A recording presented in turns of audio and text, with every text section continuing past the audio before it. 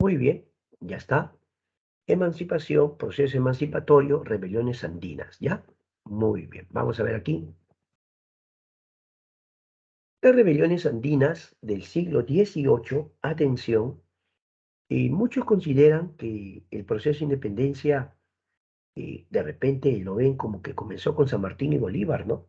Pero déjame decirle que fue mucho antes. Y antes que los criollos se organicen para luchar por la independencia, mucho antes ya la población andina había intentado liberar al Perú.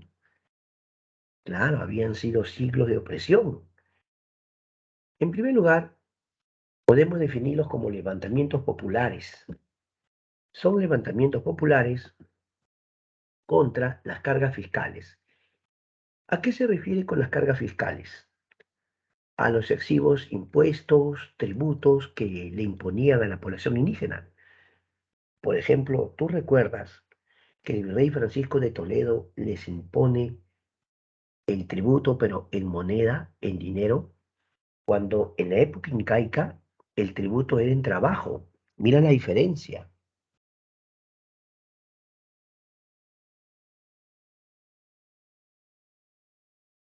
Otra vez, en el imperio incaico se concebía el tributo como trabajo para el Estado y algunos pueblos que eran sometidos pagaban tributo posiblemente con algunos objetos o productos. Eran para pueblos que eran sometidos, pero en sí la población incaica pagaba tributo con trabajo. ¿Qué cambió con los españoles? Que los españoles, como el virrey Francisco de Toledo, imponen tributo en dinero, en moneda. Ahora, el tributo que le cobraban al indígena se lo cobraba el corregidor. Y el corregidor prácticamente era muy abusivo, cometía muchos excesos. Ahora, la explotación también se daba, pero a nivel de la mita minera. ¿Te acuerdas? La explotación en la mita minera. Profe, no solo en la mita, también está el trabajo en las haciendas agrícolas, los obrajes, que son un centro de producción textil, pero en general podemos decir la pauperización de la población andina. ¿A qué se refiere con eso? Se refiere al hecho de que la pobreza, ojo, la pobreza en la población andina cada vez era mayor, ¿de acuerdo? Es importante hacer esta aclaración, ¿no? La pauperización en la población andina era creciente. ¿Cuál es el contexto? Cuando dice pauperización, quiere decir la pobreza, ¿me entiendes? El empobrecimiento, ya está. Ahora, ¿qué contexto podemos citar? En pleno siglo XVIII, los españoles estaban realizando sus reformas borbónicas, ¿o no? Pero esas reformas borbónicas buscaban reestructurar el imperio español. ¿En qué iba a beneficiar a la población andina? La verdad, en nada. O sea, esas reformas borbónicas buscaban para España, de hecho, una mejor administración, implicó subir impuestos, pero directamente a la población indígena no le iba a ser de beneficio esas reformas borbónicas. Incluso esas reformas borbónicas afectaban a los criollos. ¿Por qué? Porque, por ejemplo, en la reforma borbónica se establece que la mayor cantidad de cargos o puestos de importancia deberían tenerlo los propios peninsulares o españoles. Pero ¿cómo se sienten las reformas borbónicas en todo caso en la población andina? Con impuestos. Pero, profe, es que usted me ha dicho que los que pagaban impuestos, los indígenas, era el tributo, claro, pero había caciques y los caciques eran nobles indígenas. Ellos tenían negocios y también pagaban tributo. Pero ahora mira, aquí hay un detalle. Siempre en lo que es su fe, sus creencias, van a surgir discursos milenaristas y mesiánicos. Es que ya bajo la influencia del catolicismo, la fe andina va a tener algo así como una mezcla. Se conoce como sincretismo. El sincretismo viene a ser, por decirlo así, esa mezcla, fusión de las creencias andinas con lo católico. Entonces, cuando los sacerdotes predicaban que habría un gobierno de 1000 años de Cristo o que vendría un Mesías, ¿no? Un Mesías, la población andina también empezó a pensar de esa manera. Ellos también empezaron a creer o pensar que, por decirlo así, tendrían un Salvador, alguien que los libere de esa opresión, de ese maltrato. Entonces sus creencias se volvieron milenaristas y mesiánicas, porque esperaban un Salvador que tuviera, por decirlo así, un gobierno de 1000 años. Pero es parte de lo que les diría las creencias, ¿no? Que van a ir adoptando la población andina. Muy bien, sigamos, veamos otro punto. Y la primera gran rebelión va a ser la de Juan Santos Atahualpa, de 1742 a 1752 aproximadamente. Juan Santos Atahualpa era poblador andino, pero se dice que había sido formado por sacerdotes y que Juan Santos, además de su lengua nativa, aborigen, hablaba muy bien el castellano. Bueno, eso no debería sorprendernos porque los españoles educaban a la población andina, sobre todo a los nobles, ¿no? Pero se dice además que Juan Santos, además de hablar castellano, empezó, por su educación, creyeron los sacerdotes españoles, a hablar otros idiomas. Es probable que Juan Santos también aprendió latín, ¿no? Digo probable. En esa época, pues, la lengua que hablaban los sacerdotes, la lengua culta, era el latín. Es muy probable que Juan Santos también lo hablaba. Pero precisamente como él los conocía de cerca a los sacerdotes, es que luego va a protagonizar una rebelión. Pero antes vamos a citar un antecedente, ¿ya? Antecedente. ¿Sabías que hace unos años atrás vino una pregunta a misión sobre esto? Por eso hoy día estamos tratando este tema proceso emancipatorio, porque es un tema que está en el prospecto de admisión y que usted debe conocer, ¿ya? De repente, para aquellos que se están integrando recién y se están preguntando qué pasó, lo único que les digo es que estamos tratando un tema que no habíamos tocado y que es importante que lo conozcan, ¿de acuerdo? En nuestro avance estamos muy bien, no estamos atrasados, estamos súper bien, así que tranquilos. Este tema que estoy tratando es un tema que necesitan porque es parte del prospecto de admisión, ¿ya? Así que tranquilos nomás, seguimos nuestro avance. Veamos, ¿sabías tú que Juan Santos se va a sublevar, pero antes que él ya se habían sublevado Fernando e Ignacio Torote? ¿Qué? Franco, en la selva central. Y ellos se van a enfrentar a sacerdotes. De repente algunos dirán, profe, ¿qué está hablando? ¿Cómo que se sublevan a sacerdotes? Fernando e Ignacio Torote, por decirlo así, son los precursores de una sublevación grande que básicamente es en la selva. Lo que llama mucho la atención es que la rebelión que viene posteriormente, que es la de Tupac Amaru II, fue en el Cusco, en la sierra. Pero la primera gran rebelión de la que se está o se tiene documentos es la de Juan Santos. Y Juan Santos no pelea en la sierra, sino en la selva. Ojo con ese detalle, ¿eh? Es muy importante este punto. Ahora, yo le pregunto una cosa de verdad interesantísima. A ver, concéntrense, ¿ya? ¿Qué cosa logró Fernando e Ignacio Torote? a los españoles en 1724 les va a preocupar que entre la población andina había un rechazo a la población española, porque ellos sentían que si bien es cierto los sacerdotes les predicaban, sentían que se estaban apropiando de sus tierras. Entonces, ¿ellos qué cosa van a rechazar? Más que rechazar la predicación, el que se difunda la fe cristiana, la evangelización, ellos empezaron a rechazar la colonización, es decir, que los españoles poco a poco les quiten sus tierras. ¿De acuerdo? Entonces, podemos citar como antecedente a Fernando e Ignacio Torote. Ahora, volvamos a Juan Santos, ¿ya? Volvemos a Juan Santos.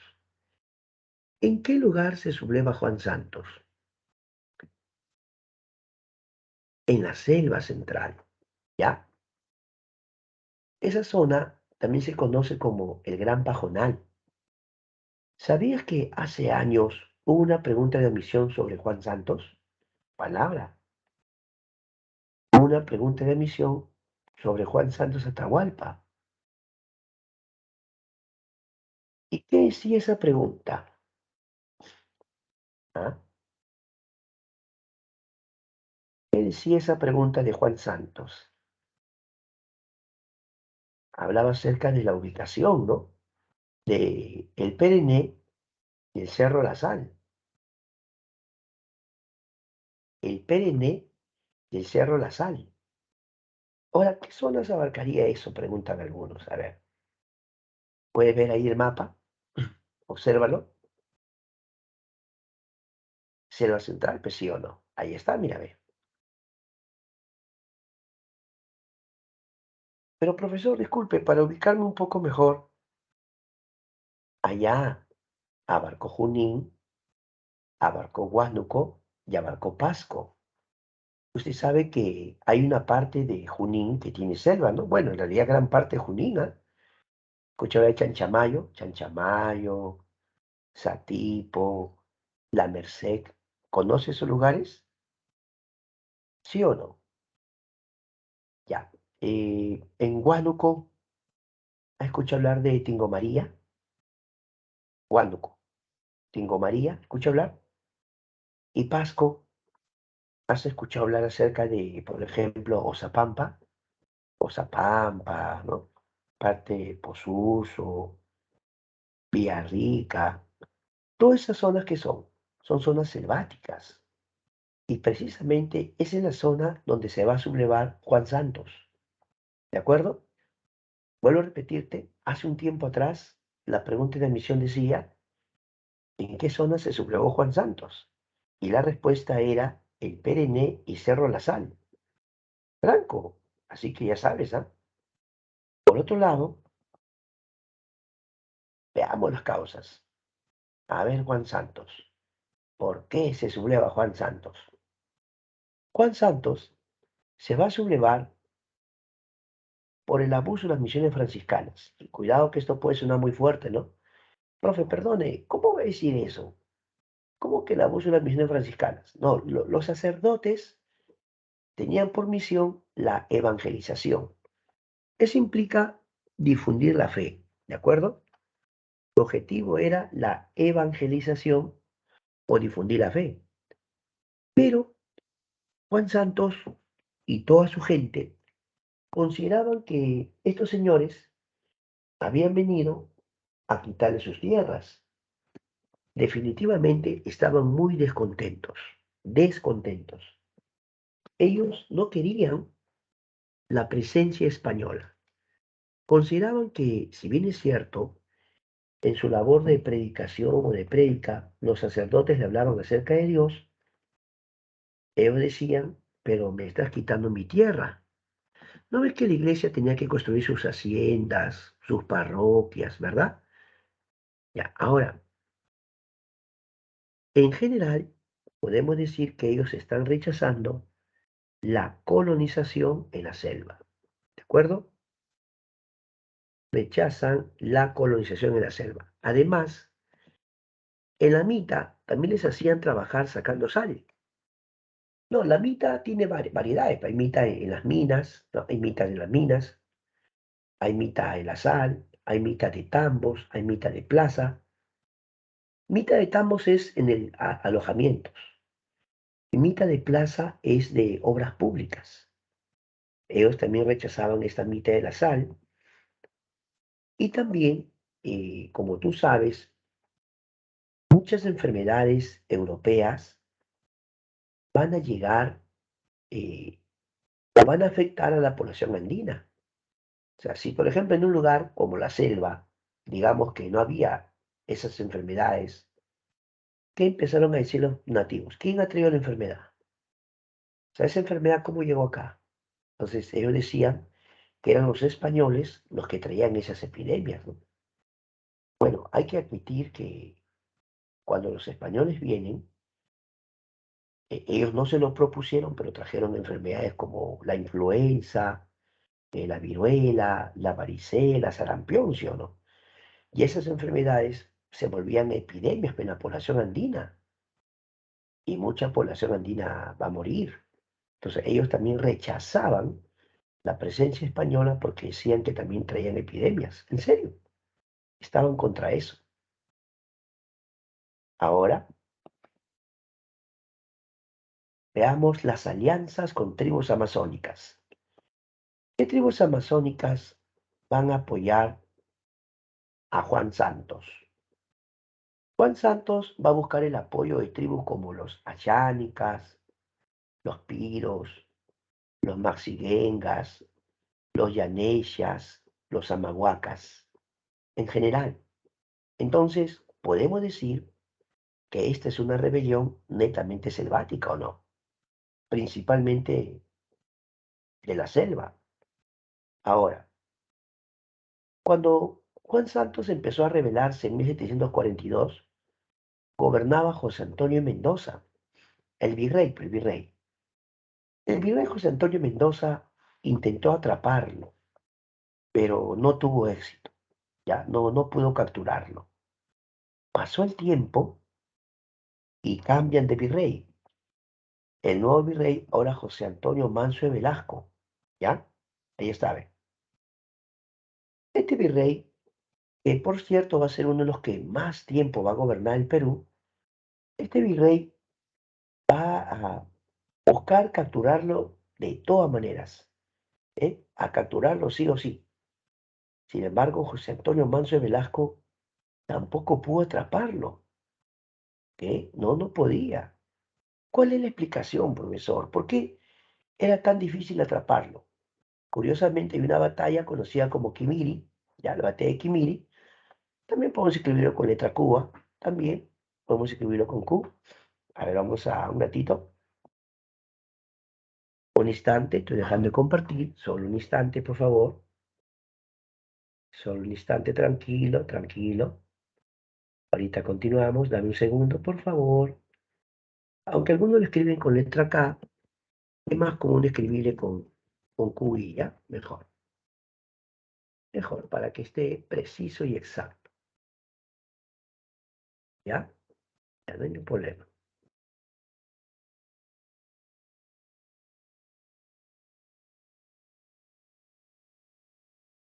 ¿Listo?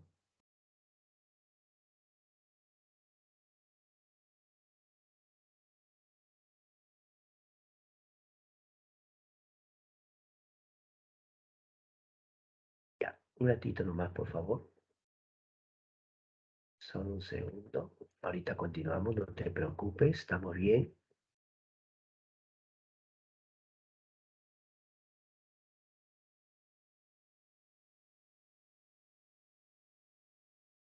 Ya.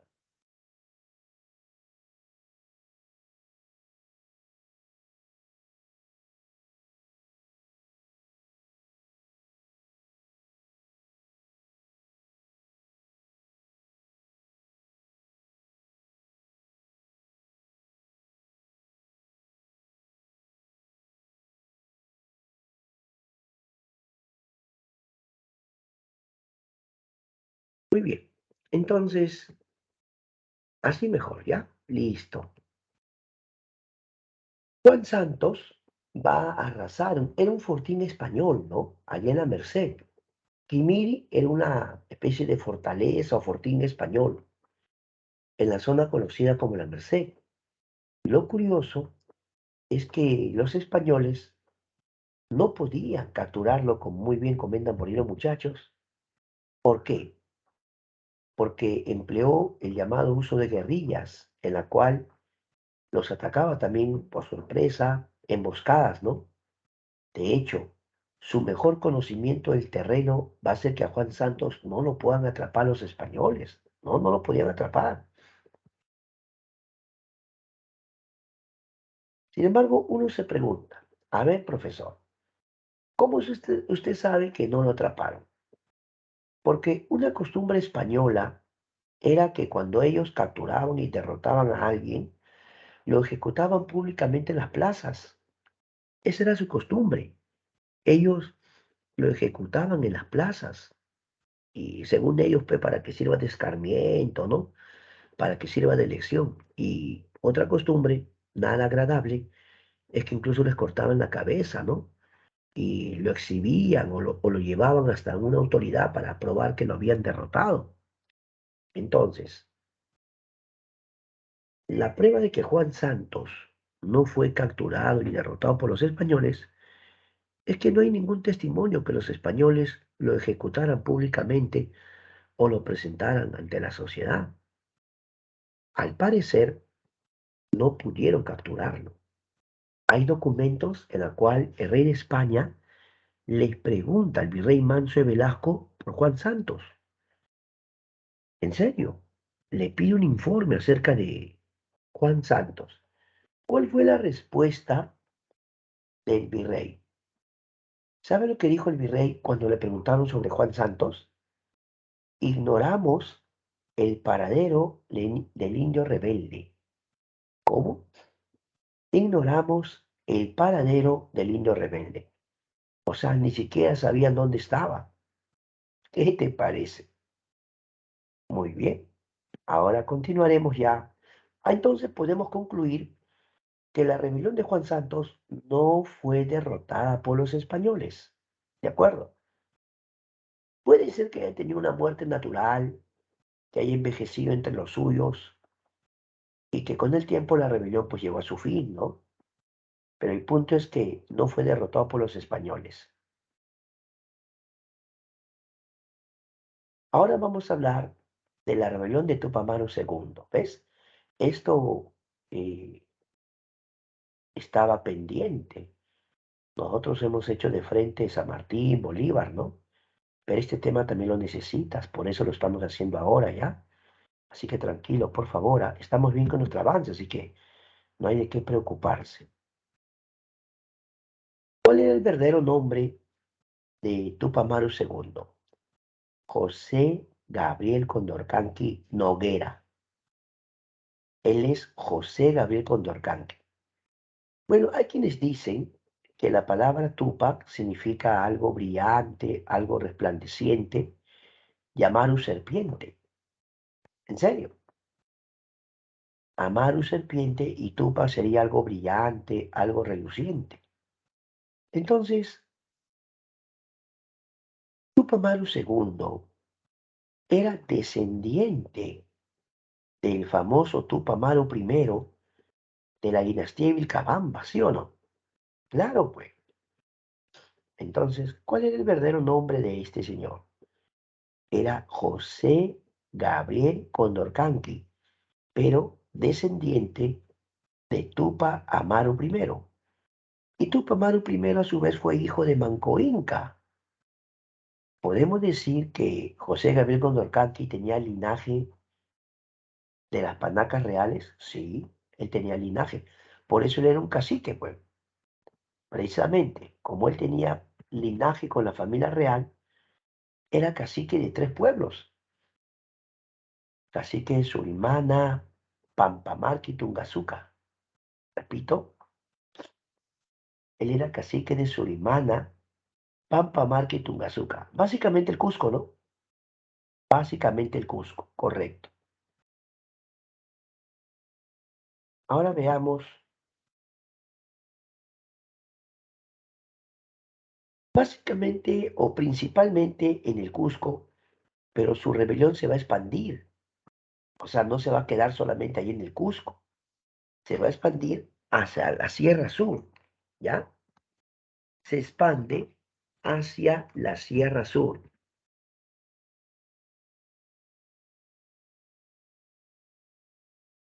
y el Alto Perú. Si vemos el mapa un instante, vamos a ver el mapa, ¿ya? A ver, Tito, por favor. Mira, acá está la zona de Cusco. Toda esta área va a ser. Acá está Tinta, pues, el pueblo, el famoso pueblo de Tinta. La zona de Zángaro. Acá está La Paz, mírame, La Paz, Cochabamba, Potosí. La rebelión de Tupac Amaru II va a abarcar desde el Cusco, se expande por la Sierra Azul y va hacia el Alto Perú. ¿De acuerdo?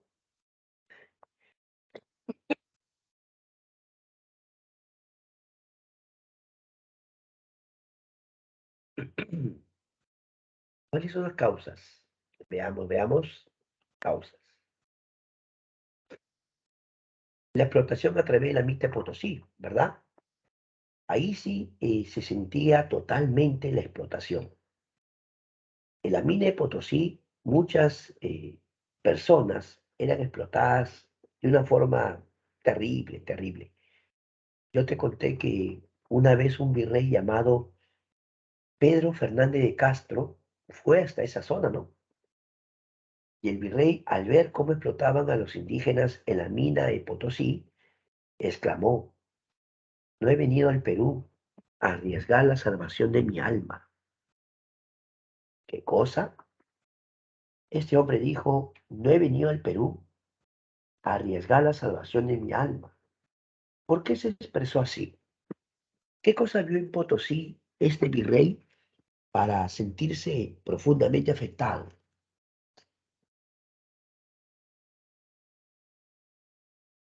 Había presenciado cómo explotaban de una forma abusiva a los nativos. Él había visto de cerca el sufrimiento terrible de esta población. Por eso es que el virrey exclamó: no he venido al Perú a arriesgar la salvación de mi alma. Entonces, una de las principales causas por las que se va a sublevar Tupac Amaru II precisamente es por la explotación. Pero hay otro detalle. Acuérdate, también les obligaban a comprar cosas, que sí les obligaban. ¿Cómo se llama eso? Los repartos forzosos de mercancías, ¿no? Reparto forzoso de mercancías. O los repartos mercantiles, pues. También otra razón para que los nativos estén deseosos de rebelarse. Pero va a haber un aumento de los gravámenes de la alcabala y la aduana, ¿sí o no? Ahora sí, ¿te acuerdas que yo te dije que la reforma o las rebeliones andinas se dan de contexto de las reformas borbónicas? Ya pues, una de las reformas borbónicas más importantes va a ser que van a aumentar los impuestos, sobre todo a aquellos que se dedican al comercio. A ver, un joven de repente pregunta y dice: profesor, ¿qué significa que sea un cacique? Ah, es un noble indígena, pero es un noble indígena que colabora con los españoles. Un cacique es un nexo, un intermediario entre el español y la población andina. Una de sus tareas del cacique era colaborar con el corregidor. Pero ¿sabías tú que los caciques gozaban de privilegios como, por ejemplo, no pagar tributo, no ir a la mita minera, recibir educación? Claro que podían recibir educación. Y sobre todo, ellos tenían propiedades y negocios. Que, claro, si se dice que Tupac Amaru II era un arriero de mulas. ¿Qué significa ser un arriero de mulas? Bueno, él tenía estos animalitos, pero que los usaba para transportar mercaderías o mercancías. Por lo tanto, Tupac Amaru II se va a ver afectado cuando se aumenta la alcabala. ¿No ves que la alcabala es un impuesto comercial. La alcabala es un impuesto por el comercio interno. Entonces, si Tupamaro realizaba comercio, tendría que pagar también este impuesto alcabala y los impuestos aduaneros. Por lo tanto, aunque puede citarse la explotación como la causa principal y el abuso de los corregidores, no se puede pasar por alto que también hubo aumento de impuestos, como la alcabala y el pago de aduanas. En la primera fase, a la que vamos a llamar fase quechua, podemos destacar que esta fase va a ser liderada por Tupac Amaru II y sus parientes.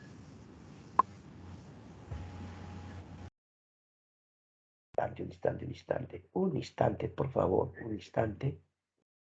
A ver. Ya, ahora sí, continuamos.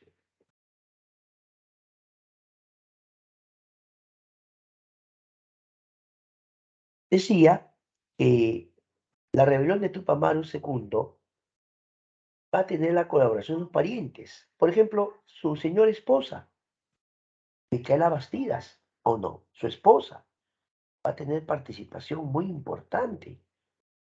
No, Micaela Bastidas participó activamente en la rebelión. También sus hijos, claro que sí.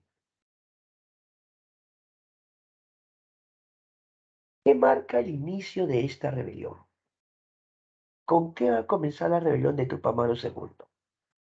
Con la captura y ejecución del corregidor Arriaga. ¿Eso qué evidenciaba? Que una de las principales razones por las que se van a sublevar es por el abuso de los corregidores. Por lo tanto, el corregidor Arriaga es capturado y ejecutado, ¿sí o no? Podemos decir que en un primer momento esta rebelión era una rebelión reformista y antifiscal. A ver, veamos, ¿cómo que reformista? O sea, en un primer momento, lo que Tupac Amaru era, rechazaba a los malos funcionarios como los corregidores, ¿sí o no? Pero no estaba buscando propiamente la separación de España. En un primer momento, la rebelión fue una rebelión de carácter reformista y decimos antifiscal ¿por qué? Por los impuestos, ya, por los impuestos. Pero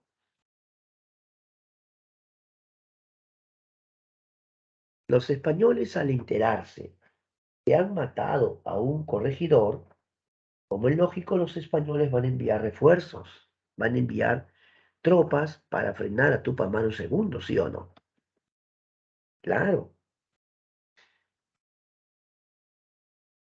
pero la batalla en la que Tupac Amaru se va a imponer a los españoles, atención, la batalla se llama Sangarará,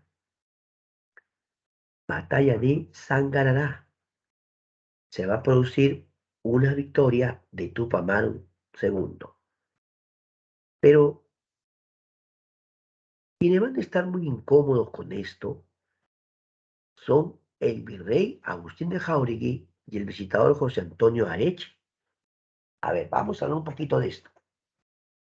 El visitador José Antonio Areche es un representante de España que viene a las colonias solo para asegurarse del cumplimiento de las reformas borbónicas.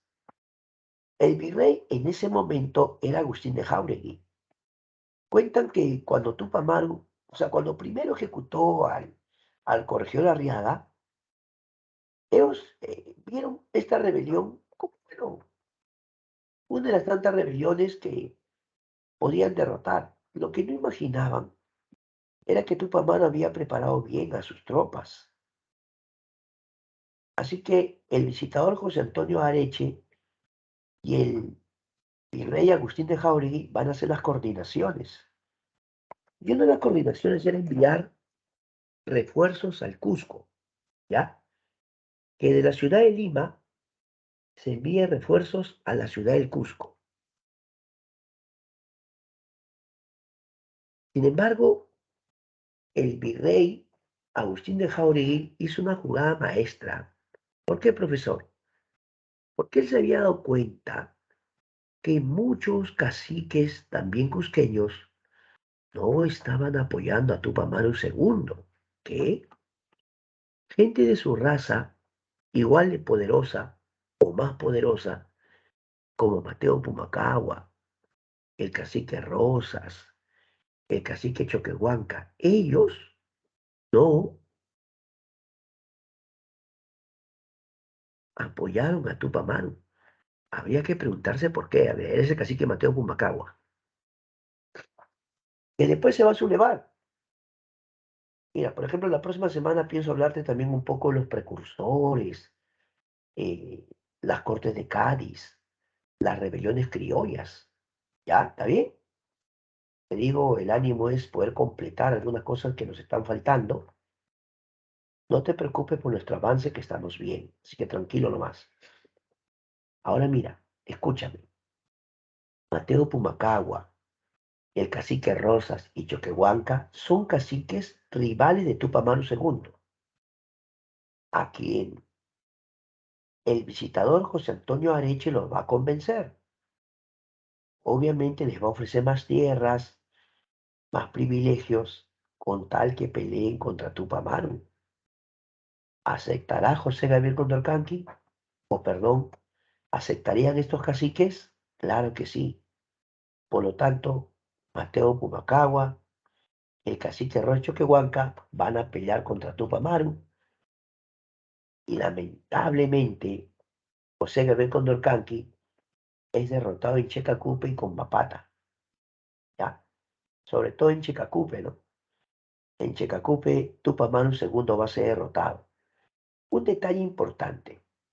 Cuando Tupac Amaru pierde en ese momento, ¿fue capturado ahí? La respuesta es no. Tupac Amaru se va a un pueblito llamado Langui. Ahí en Langui va a estar, se va a esconder pues con sus parientes y cercanos, ¿verdad? Ahí se va a esconder. Según dicen, lo van a delatar y lo van a entregar. José Gabriel Condorcanqui va a ser sometido a interrogatorios, ¿no? Lo van a interrogar, porque a pesar que él ya había sido derrotado, sus seguidores siguieron peleando. Él no quiso delatarlos. En un primer momento, como tú ves el dibujo, intentaron, ¿no? Jalando de sus extremidades, poder matarlo. Pero según dicen, luego detienen eso, ¿no? Lo detienen y así lo descuartizaron. ¿Sabías tú que a pesar que Tupac Amaru ya estaba muerto, sus seguidores siguieron peleando? Ya te dije, Tupac Amaru había perdido en la batalla de Checacupe, ¿sí o no? Ya. A pesar que Tupac Amaru perdió en Checacupe y ya había sido ejecutado, sus seguidores seguían peleando. Ahí está el detalle. En esta ocasión, ¿quiénes van a liderar la fase aymara? Tupac Katari y Diego Cristóbal Tupac Amaru. ¿Ya? Tupac Katari y Diego Cristóbal Tupac Amaru, pariente pues de Tupac Amaru, ¿no? ¿Ellos dónde van a pelear? Van a pelear en el Alto Perú. Pero va a haber ciertas diferencias en la dirección política. Los españoles les ofrecen la paz. Los españoles le dicen a ellos que mejor ya una vez paran esto y pueden negociar. Se le conoce como la paz de Sicuani. Ya. Pero les estaban engañando, ¿ah? Les estaban engañando. La idea era que se rindan, pues, ¿no? Tanta pelea, tanta lucha. Le dicen, ¿sabe qué? Queremos negociar la paz. Y aceptaron. Pero lamentablemente luego los van a ejecutar. Ahora, ¿qué consecuencia podemos citar? Primero, se va a suprimir el reparto de mercancías. Chao. El rey Carlos III elimina los corregimientos y crea las intendencias. Cuidado, Tupac Amaru se había sublevado no contra los corregidores. Ya pues, se eliminan los corregimientos y se establecen las intendencias. Y otra consecuencia, se va a crear la audiencia del Cusco. Pero ¿sabía que los españoles incluso hasta llegaron al punto de querer prohibirles lo que leyeran? Se prohíbe, por ejemplo, la lectura de las obras de Inca Garcilaso de la Vega, como los comentarios reales. También se les prohíbe que usen ropas típicas o ropa tradicional, porque consideraban que eso era, pues, era una afrenta, ¿sí o no? Ellos consideraban eso. Vamos a pensar un momento en algunas cosas como estas. A ver, por ejemplo, Tupac Amaru II, ojo, había luchado para acabar con el abuso de los corregidores. Yo te pregunto, aunque Tupac Amaru II fue derrotado, ¿se logró el objetivo? Vuelvo a repetir, Tupac Amaru II peleó para que se eliminen los corregimientos. Ahora viene la pregunta, ¿logró el objetivo o no? Si lo logró, porque los corregimientos son eliminados, se establecen las intendencias. ¿Cuántas intendencias establece? ¿Lo recuerdas? A ver, ¿cuántas intendencias establece? Ya, voy a dejar de compartir un ratito para que me conteste. Ya voy a ver el chat. A ver, contéstame. ¿Cuántas intendencias se establecieron? No te preocupes, tranquilo. A ver, a ver, a ver. ¿Quién me contesta? Claro, 8. Ahora, dime, ¿cuáles fueron esas intendencias? No vale buscar, ¿ah? No vale buscar, ¿ah? ¿Cuáles fueron esas 8 intendencias? No vale buscar. Yo te enseñé, ¿ah? Y si no, aquí recordamos, ve. 2 con T, Trujillo y Tarma. 2 con T, Trujillo y Tarma. 2 con H, Huancavelica y Huamanga. Huancavelica y Huamanga. Lima, Cusco, Arequipa. Lima, Cusco, Arequipa y Puno. Ahí están las 8. ¿Está bien? De nuevo.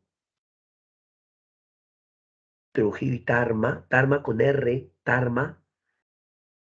Huancavelica, Huamanga. Lima, Cusco, Arequipa y Puno. Ahí están las 8. ¿Está bien o no? Sigo compartiendo.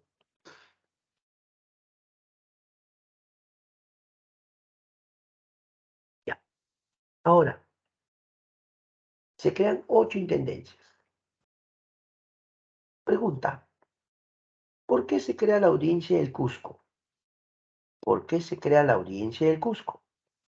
Porque ellos consideraban, atención, que la mayor parte de las rebeliones estaban en el Cusco, no en Lima. Con las reformas borbónicas, Perú va a perder territorio.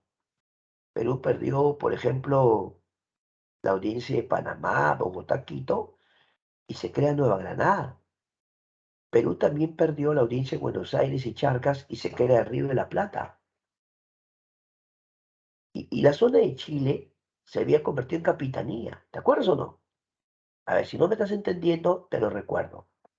Con las reformas borbónicas, el virreinato del Perú perdió territorios.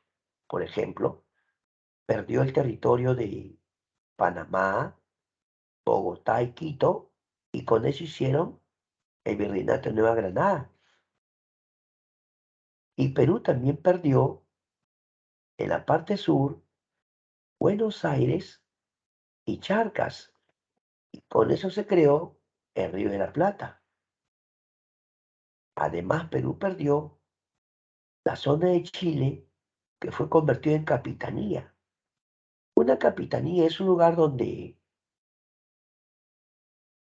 claro, una capitanía es un lugar donde, como fuerte militar, ahí también, mejor digamos eso, como fuerte militar, se luchaba contra todas las rebeliones. ¿Qué le parece? Pero, ¿por qué se establece la audiencia del Cusco? Porque en esa zona había constantes rebeliones. ¿Sí o no? Ahora, uno se pregunta, ¿cuál es la razón por la que Tupac Amaru II fue derrotado?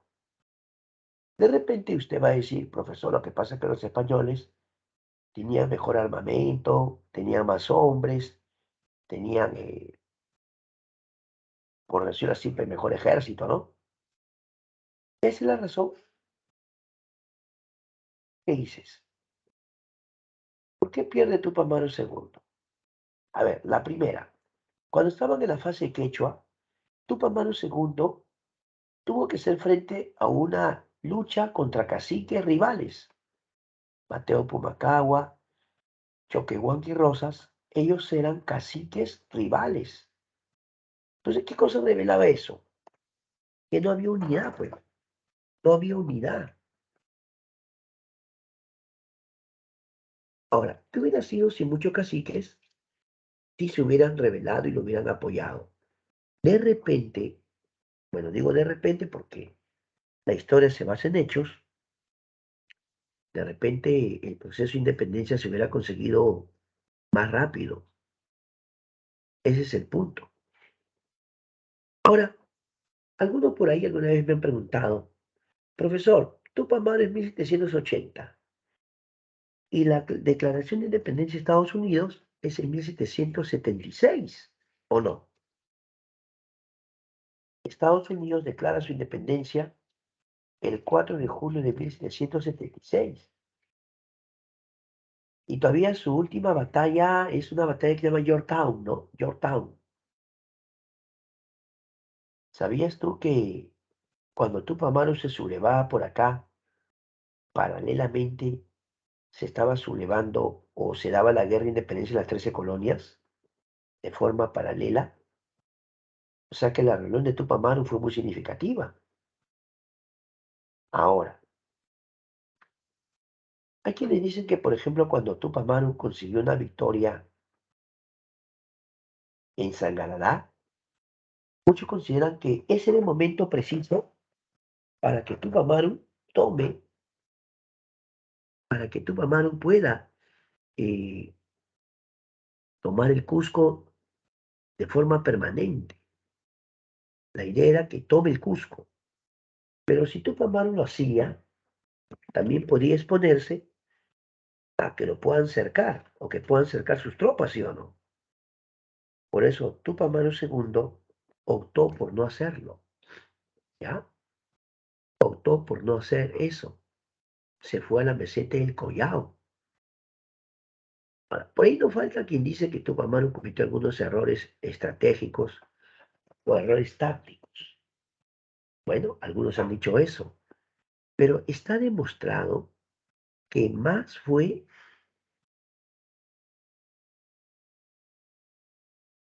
el hecho de que Tupac Amaru no contó con el apoyo de la población andina, sobre todo los caciques. ¿Entiendes? Ahí está el asunto. Ahora, algunos a veces han señalado las consecuencias generales y dicen, por ejemplo, ¿qué sentido tenía que los españoles le prohíban la lectura de los comentarios reales del Inca Garcilaso y se supone que los únicos que sabían leer y escribir eran los caciques?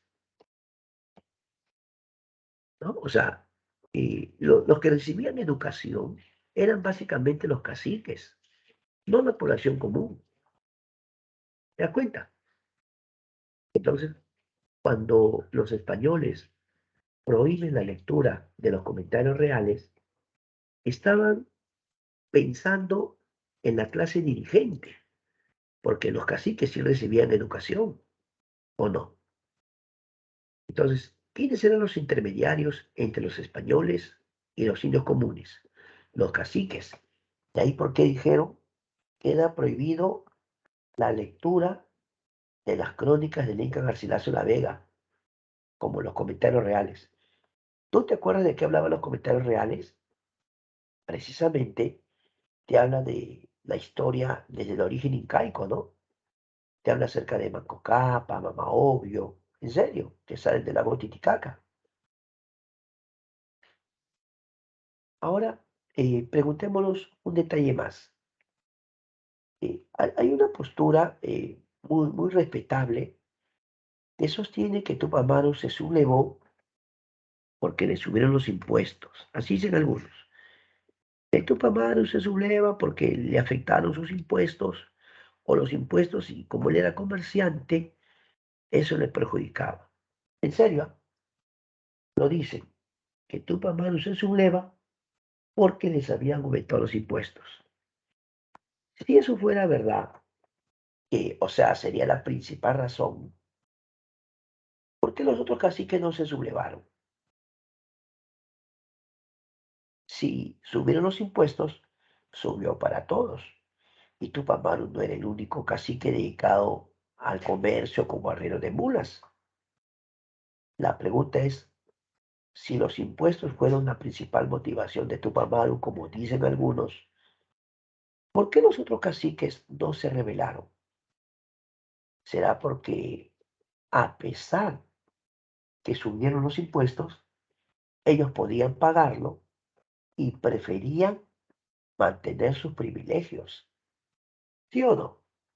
Ahí está el detalle. ¿Estamos de acuerdo? Entonces, Tupac Amaru II sí se sublevó, podemos decir, que le afectó los impuestos, como el incremento en la alcabala, pero la principal motivación por la que se subleva era por el abuso de los corregidores que maltrataban a la población andina. Ese es el detalle, ¿ya? ¿Estamos de acuerdo? Ahora, nos preguntamos, ¿por qué este tema del proceso emancipatorio deberíamos conocerlo? Algunos consideran que el proceso de independencia del Perú empieza con la llegada de San Martín, con la llegada de Bolívar. En honor a la verdad, eso no es exacto, porque yo te he mostrado hoy día que mucho antes de que venga San Martín y Bolívar, ya los caciques Torote se habían sublevado. Juan Santos, 1742. Mira, ponte a pensar. San Martín llegó en 1820, o desembarcó en Palaca en 1820. Los hermanos Torote, 1724. Oye, casi 96 años antes. La población andina empezó a pelear más o menos 96 años antes que llegue San Martín. En 1742, Juan Santos, otra vez. San Martín llegó en 1820. 80 años o 78 años antes.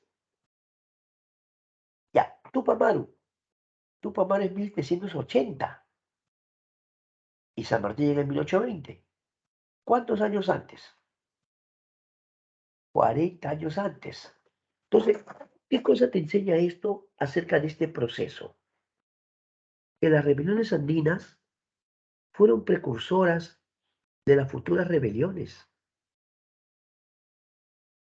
y que los nativos en el Perú, o sea, la población indígena, comenzó las rebeliones, no los criollos. ¿Te das cuenta? Porque es importante que conozcamos este tema, porque como tú podrás ver, la población andina en el Perú ya había empezado el proceso de independencia, antes que venga San Martín, ¿sí o no? Ahora, en Estados Unidos, ¿quiénes llevaron a cabo el proceso de independencia? ¿No eran los colonos? ¿Los colonos no eran lo mismo que los criollos? ¿Te das cuenta?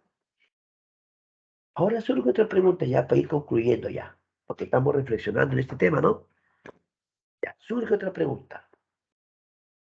¿Y por qué Tupac Amaru no consiguió que otras razas, como los criollos o por ahí los blancos de repente,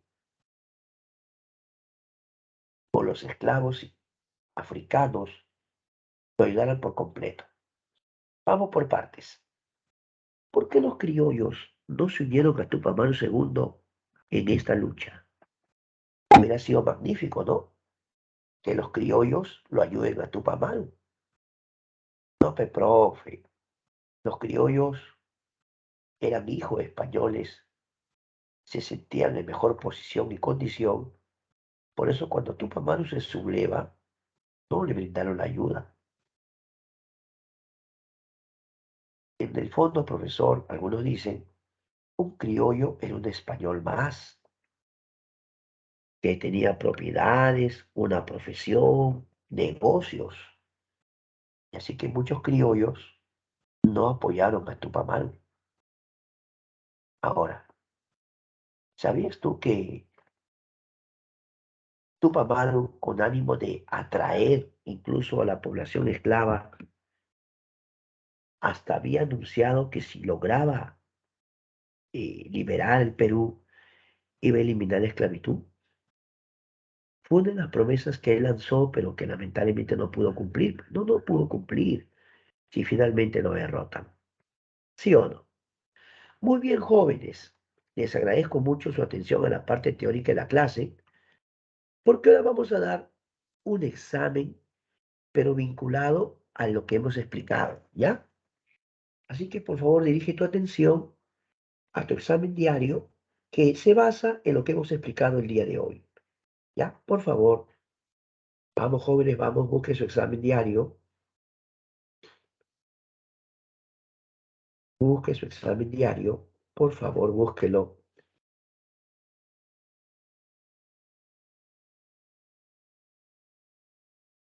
Sí, ubícalo, ubícalo. Ahí está, busca tu examen, por favor. Ya,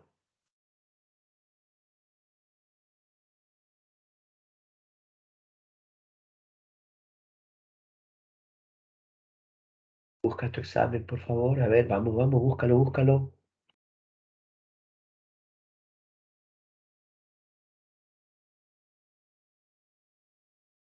¿Lo encontraste? Ya,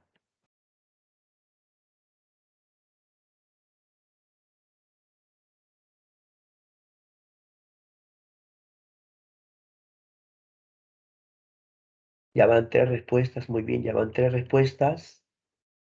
Invitamos a todos a su examen, ¿ah? Vamos, vamos, a dar su examen todos.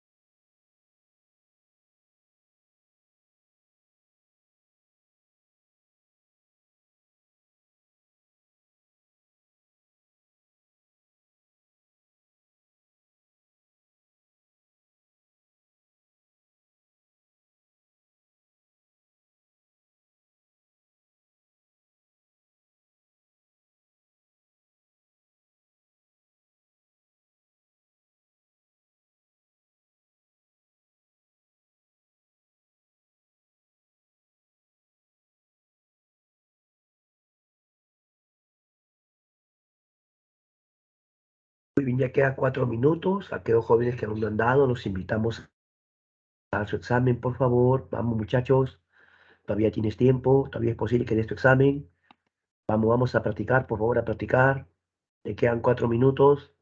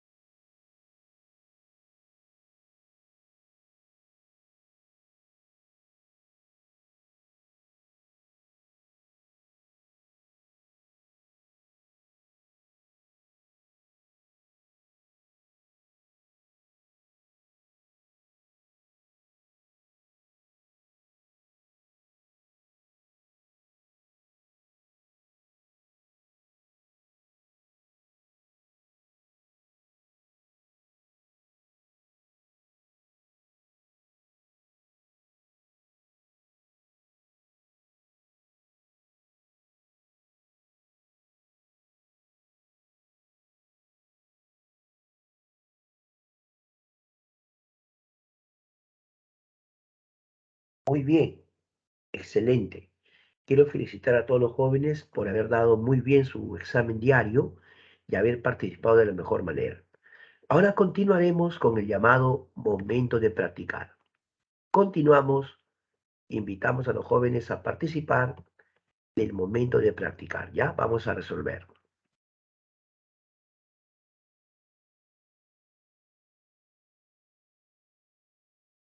Muy bien, momento de practicar.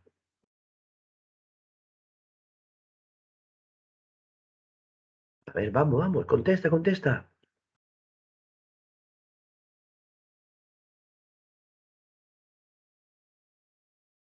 ¿Cuál será la uno?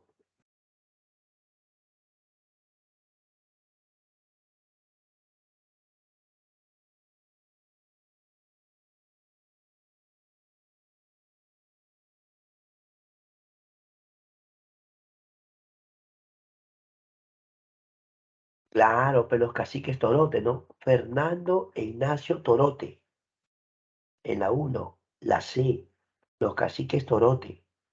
Tanto Fernando como Ignacio Torote, ¿verdad? Correcto. Pregunta 2.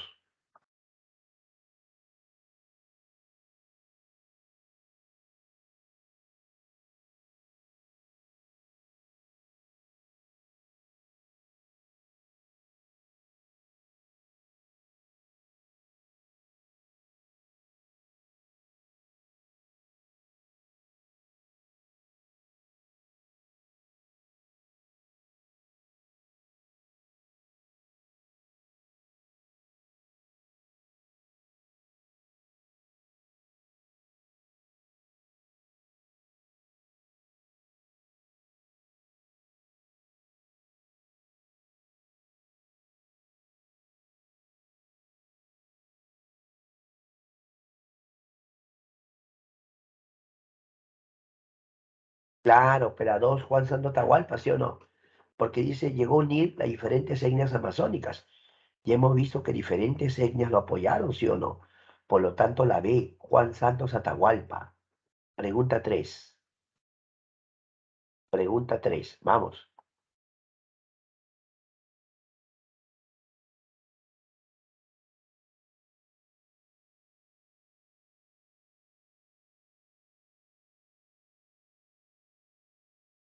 3. Centro de Operaciones de la Simulación de Juan Santo Atahualpa. ¿Te acuerdas o no? Él peleó en una zona conocida como el Gran Pajonal. En la zona conocida como el Gran Pajonal. La D. ¿Está bien? La D. Vamos a la pregunta 4.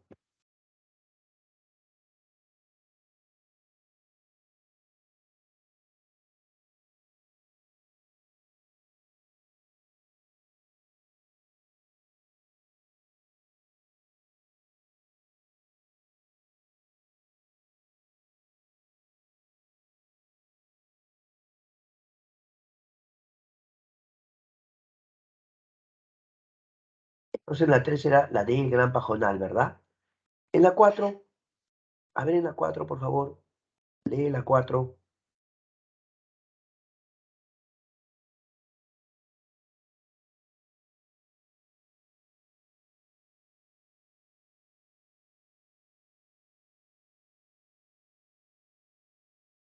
¿Cuál sería para ti la 4?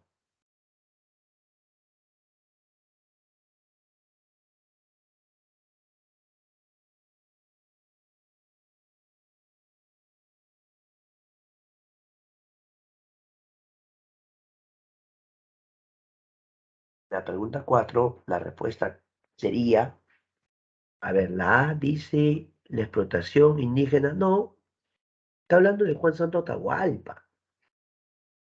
Como tú puedes notar, en la pregunta 4, la E, la colonización franciscana en la selva central, ¿sí o no? La E, la colonización franciscana en la selva central. Vamos a la 5. A ver, vamos a la 5. Sobre la rebelión de Juan Santos indique las proposiciones correctas. A ver, 5. ¿Qué dices? A ver, la 5.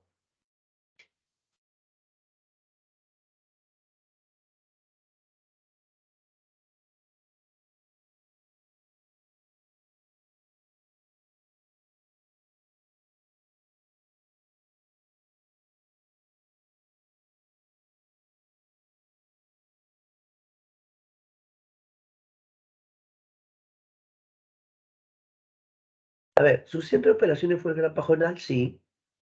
¿Contó con el apoyo de los criollos? No. ¿Triunfó en Chicacupe? No. ¿Mm? Fue derrotado por Virrey Federico de Toledo. Toledo no, para nada. ¿Te das cuenta que solamente es la uno? ¿Sí o no? La B, solo uno. ¿Sí o no? La B, ya está. 6. 6.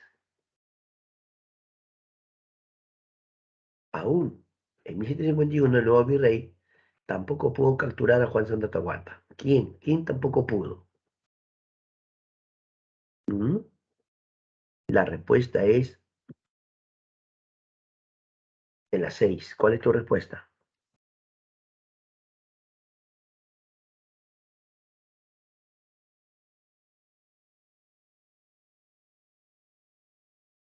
La B, José Antonio Manso de Velasco. La B. Pregunta 7. Pregunta 7. Vamos, vamos a la 7.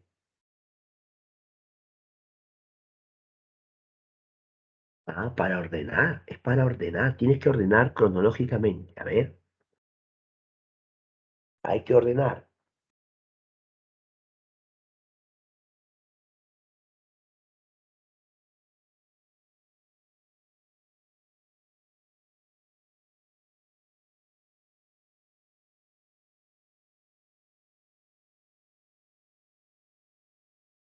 ¿Ya está? Mira, la primera sería los caciques todotes. ¿Por qué? Porque ellos son antes que Juan Santos, ¿no? Ya. 2-1. Bueno, que mire. Ya, 2-1. ¿Está bien? 2-1-3-4. Claro, la letra A. 2-1-3-4. Letra A. Listo. 8. A ver la 8.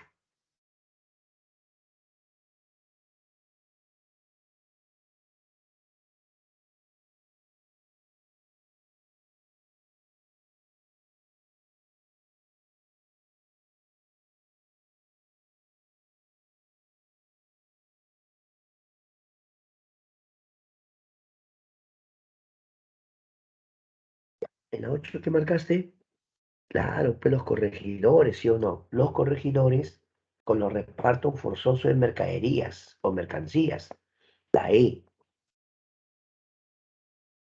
9-9-9.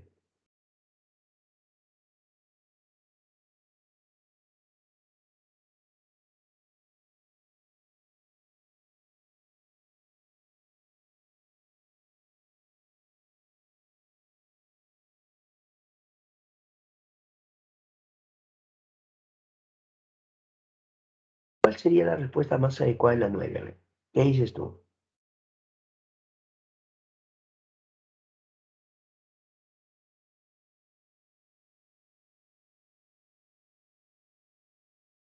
La D. La falta de unidad entre los principales dirigentes indígenas, ¿sí o no? La D. Y la 10. Ya, la 10 ahora.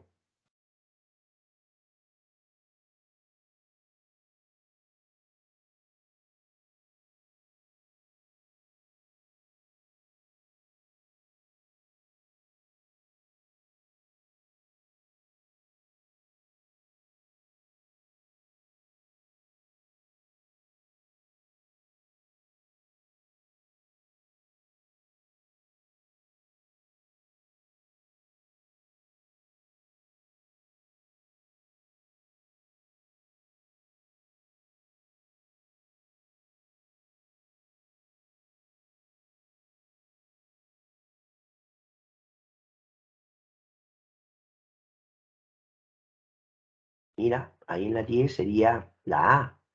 Elementos de indumentaria, o sea, la ropa que usaban para perpetuar la memoria, pues. Esa es la idea, perpetuar la memoria. Por eso la 10 es la letra A, ¿sí o no? La 10 es la A, ¿ya? Muy bien. Dejamos de compartir.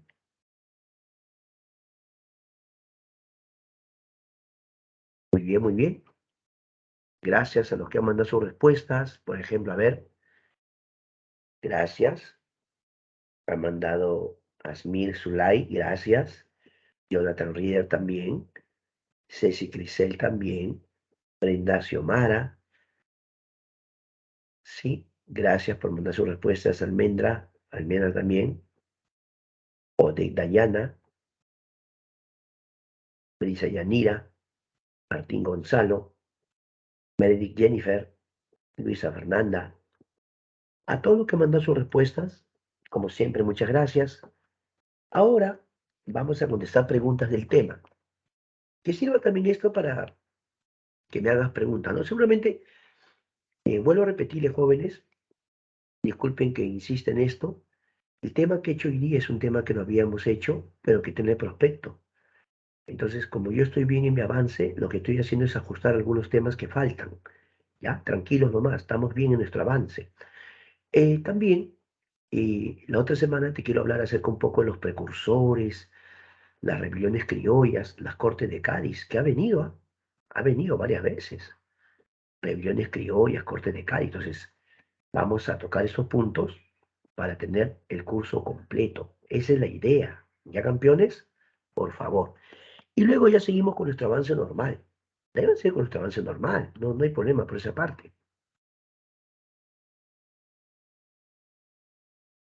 Oh, ya, Jonathan, mira. Y gracias por tu pregunta. Jonathan habla acerca de los minerales que traía de Potosí y hasta qué año estuvo. Bueno, lo que pasa, Jonathan, es que si hablamos de Potosí, principalmente es plata. ¿Ya? Potosí principalmente es plata. Pero resulta que las reformas borbónicas, tú debes acordarte, Potosí llegó a ser parte de otro virreinato. Porque como Potosí estaba en Bolivia, Jonathan, y era Charcas, cuando se crea el virreinato de Río de la Plata en el siglo XVIII, ya Potosí no pertenecía al Perú, sino al virreinato de Río de la Plata. ¿Te das cuenta, no? Pero déjame contarte, Jonathan, que fue una cuestión progresiva. ¿Por qué?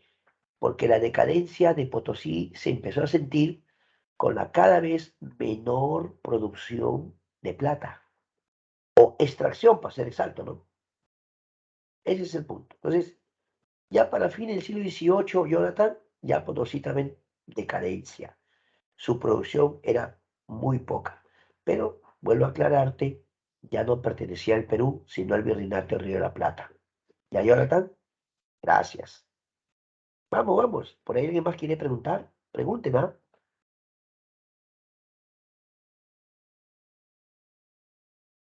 ¿Alguna pregunta, por favor? Vamos, chicos, vamos, vamos, vamos. Preguntas, preguntas.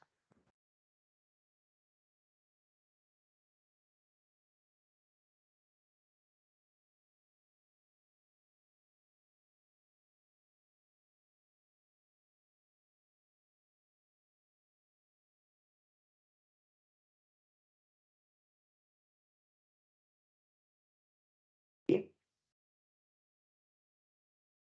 Oye, mira, Jonathan, lo que pasa es que sobre la rebelión de los Torote no hay mucha información, sino que te cuento, lo que sorprendió es que vino una pregunta de admisión no hace mucho tiempo en San Marcos. Lo que sí es verdad es que Ignacio Torote era el hijo de Fernando. O sea, Fernando e Ignacio Torote eran caciques al igual que Juan Santos de la Selva Central. Ahora, no hay mucha información, pero no significa que no ocurrió. Lo que pasa es que en esa época, pues, la información era más abundante en todo caso sobre los españoles que dominaban en esa zona, ¿no? Pero sí hay algunas fuentes que mencionan acerca de la rebelión de Fernando Ignacio Torote.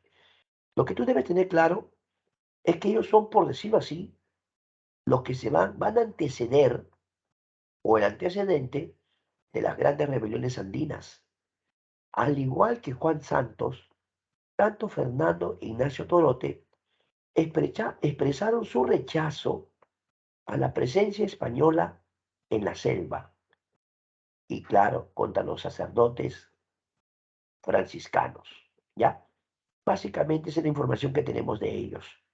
No hay mayor información, pero tenlo claro, es antecedente de todas las rebeliones andinas, entre 1724 a 1727. Gracias, Jonathan. Ahora sí, yo les voy a hacer preguntas también, pues sí o no. Ahora me toca preguntar a mí. Si alguien quiere hacer alguna pregunta, escriba, escriba, y yo también voy a hacer preguntas. Llegó el momento que yo pregunte, ¿ya? A ver cómo te va. Concéntrate, ¿ah? Concéntrate, porque acá es puro oído, puro oído. Ay, ay, ay. A ver esta pregunta, por si acaso, ¿eh? Dice así.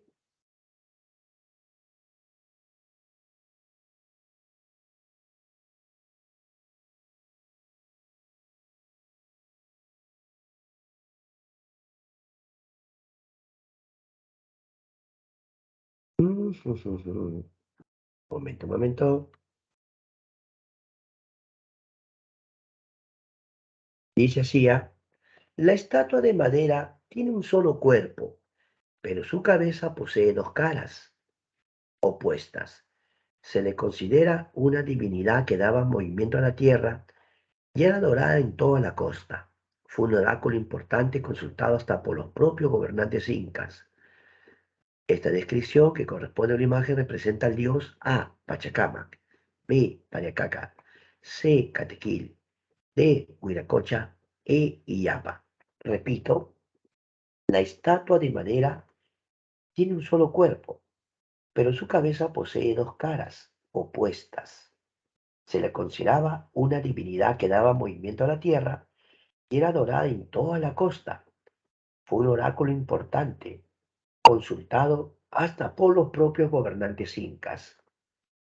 Esta descripción corresponde al dios A, Pachacamac; B, Pariacaca; C, Catequil; D, Huiracocha; E, Illapa. ¿Quién contesta? A ver qué dicen. Vamos, Jairo. Muy bien, Jairo. Martín, Asmir, Almendra, Odek. Gracias, Jonathan. Brenda, excelente. Fabiana también ha contestado. Está hablando del dios Pachacamac, ¿sí o no? El dios Pachacamac. ¿Qué le parece? ¿Ya? ¿Estamos bien? La letra A. Una más. ¿Está bien? Una más. Ya que los jóvenes quieren resolver, con mucho gusto, con mucho gusto.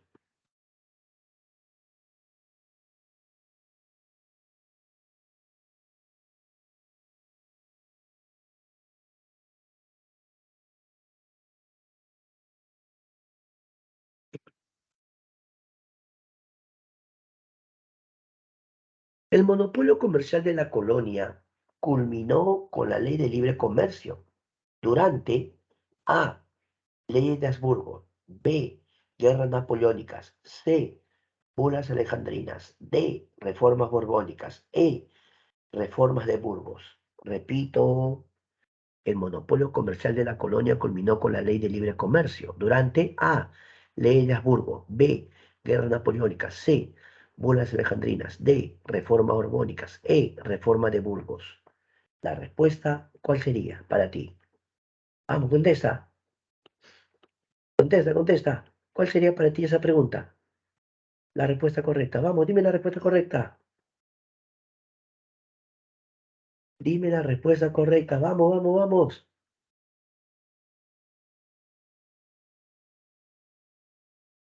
Ya. Excelente, excelente, excelente. Las reformas borbónicas. Bien, Luisa. Bien, Martín. Brenda. Ani.